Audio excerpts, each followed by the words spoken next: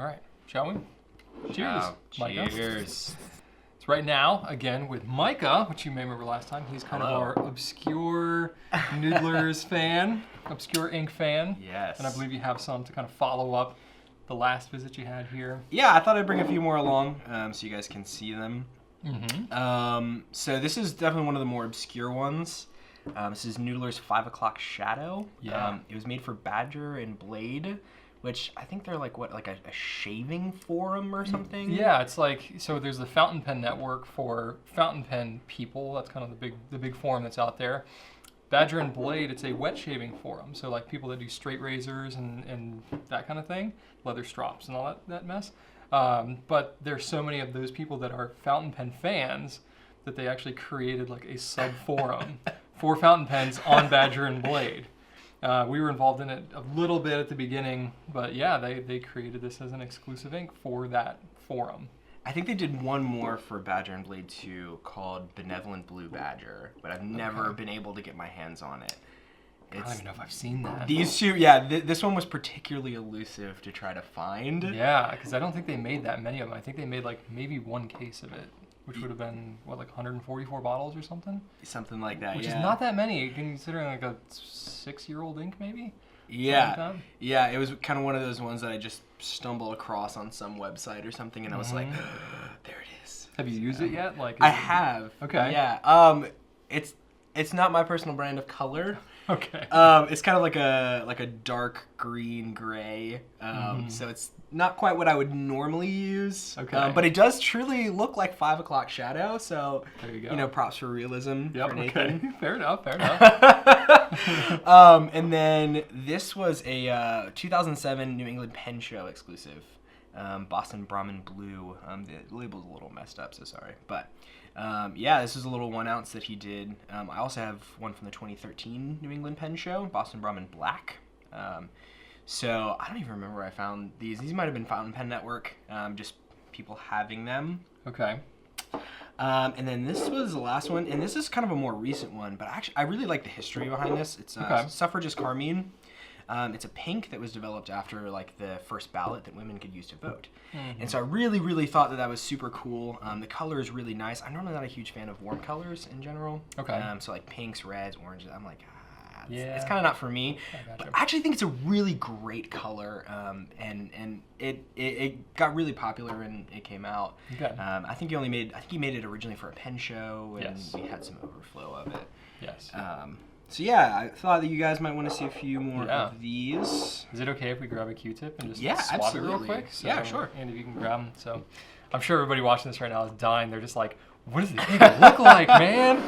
Show us. So I'll try and get it over here so that we can catch it on the video. Yes. All right, Badger and Blade. How should I frame it up here, Andy?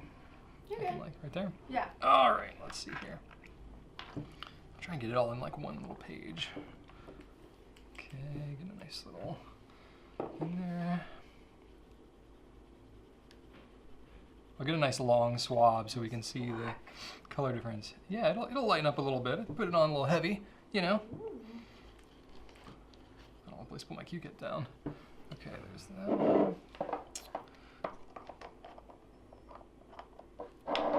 So out of all three, Micah, which one's your favorite?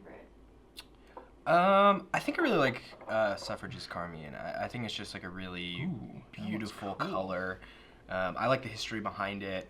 I think it's just all around neat. I want to mix up the caps. Like a nice. It's pretty easy to tell them apart. 3 pretty distinct colors. Oh wow. Yeah, it's just a really Magenta. nice, Yeah. like kind of vibrant pink. So yeah, I think that one's probably my favorite of the 3 of these. But Boston Brahmin Blue is also really cool. I like that it's kind of a muted, like kind of teal almost. Yeah, that's kind of cool. Like a blue-nosed bear almost kind of color, you know? Which, in my opinion, is one of the most underrated Noodler's inks. Really? I love blue. You love that? Okay. I do. I think it's a great ink. What do you love about that ink? I like the color of it. I like that it shades really well. I think the color is really nice. It's not as loud as something as maybe like a Liberty's Elysium or Bay State Blue. Like Sure. It's a little more understated, but I think it's a really solid color, and it doesn't get the love that it really deserves. Yeah. For being so, and you can use it in pretty much in any setting. Yeah. And you know, it'll still kind of look unique. Like you'll know, like, oh wait, this isn't your standard like kind of royal blue, but it's not anything that, you know, non-fountain pen users would look at you suspiciously for. They'd be like, there are some colors that you kind of like you know, skirt that line where they're like, what are you doing? Like, Right. Why are you What's writing going with on that? here? Crazy pen person, you. Yeah. Very cool. And then, so we'll leave those there. But you also brought your Some Lines a Day notebook. Yes. Yeah. So let's talk about that. Twins. Twinsies. Yes. Yeah. I brought mine from home because I knew you wanted to talk about it. So. Yeah, I actually never put the strap on mine ever, which Really? is kind of weird. I never do when I'm at home, like, because I use it, well, every day. Every day. So it's rare. Like, if I transport it somewhere, I might put the strap on. But otherwise, yeah, just let it fly, man. Fly free, little bird. Yeah, I actually just hit a year on this, like, not long ago. Like, Me a few too. weeks. And it's super cool now because I started writing this for 2 reasons. Okay. One, because I played music for most of my life, and in you know, middle school, high school, and I was even a music major at VCU for a little bit, and then kind of decided it wasn't for me. Sure. And after I got out of the School of Music, I didn't really play music at all, and I didn't really have any kind of creative outlet. Yeah. And so with this, I actually write poetry every day in it, like a really just small, like couple line poem. Just as a kind of a creative outlet, because having done that for so many years and then just stopping, like having no kind of creative outlet is a weird thing to That's try tough. to... Yeah, I'm with you. I was kind of in the same boat. I did a lot of music in middle school, high school, a little bit in college, and then kind of after college, it was like nothing. Like I sold off pretty much all the instruments I had. Yeah. I never really sang much. And yeah, it kind of leaves this like little hole in your heart. Yeah, well, and it's kind of hard to buy like 5-octave marimbas and stuff. They're very expensive. Yeah, exactly. Even like about the big drums and stuff. I was a percussionist, so like the big drums I played are like super expensive. Well, if you had them, like, what are you gonna do with them? Like, yeah, man, one man marimba band. Like, no. Yeah. I was in the same boat. Like, I played contrabass clarinet in high school. Like bass guitar, which bass guitar, like, okay, you can kind of do Play it. in But a like, band or something. you got to be in a band. Yeah. And then I was on sousaphone in college.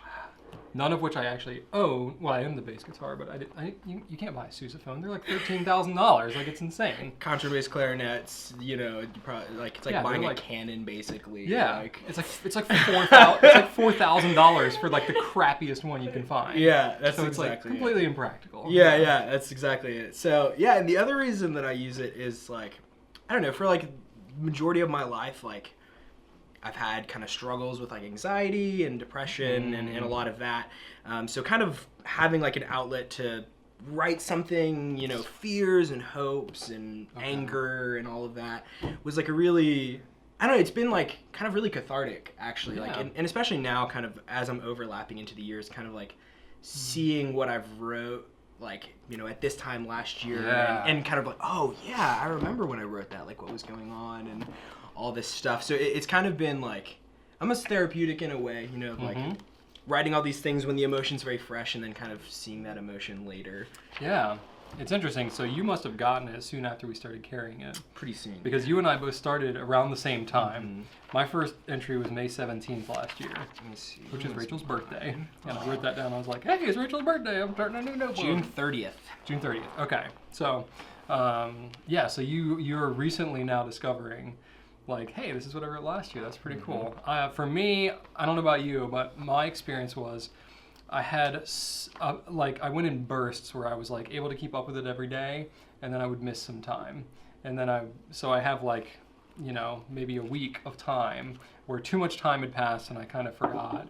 And then, so I've got, like, these gaps in here in various parts, and, like, the worst one is in March of earlier this year. I guess I had, like, a terribly busy March in April because I just had, like, huge chunks, like, several weeks with nothing. And then once I hit a year, I was like, oh my gosh, this is the coolest thing to look back at. Like, because, like, you can look at Instagram and you can look at, like, whatever social media stuff that you might have done, but it's probably different stuff that you wrote down about, like, how you felt than, like, here's a picture of my dinner, you know? Yeah. Or whatever people do on Instagram, because that's what I do. But so it's like, for me at least, I was like thinking it was so cool, but at the same time, I was also like mourning a little bit the days that I lost, because I was like, I don't get this back anymore.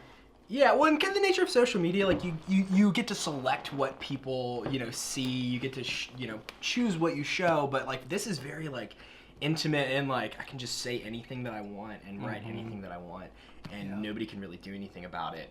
And so like it's kind of the more raw feeling. Even if I do I did a similar post on Instagram or something, like it's not quite as personal as this. Yeah, I'm with you. That's why I'm not like, hey, check out what I wrote. Yeah, this exactly. Oh man, y'all have to see this. No, that's crazy. Get your own notebook, write in it, write your own personal things. So are you able to keep up with it like every day? I would miss a day and then I would go back, since it's just like writing a poem. It's not necessarily specifically for the day. Gotcha. So I would just, if I would miss a day or something, I would just go back the next day and write it. Very cool. Pretty much, keep up with it. Props to you, man. Well, thanks for being on, Micah. It was great having you back on. Glad to if be y'all here. are interested, we do have some lines a day. We do not have any of these inks because Micah loves to tease. Sorry. But if you want to hunt it down somewhere on the bowels of the internet, by all means. Good luck. Anyway, thanks for watching. See you, everyone. Right on.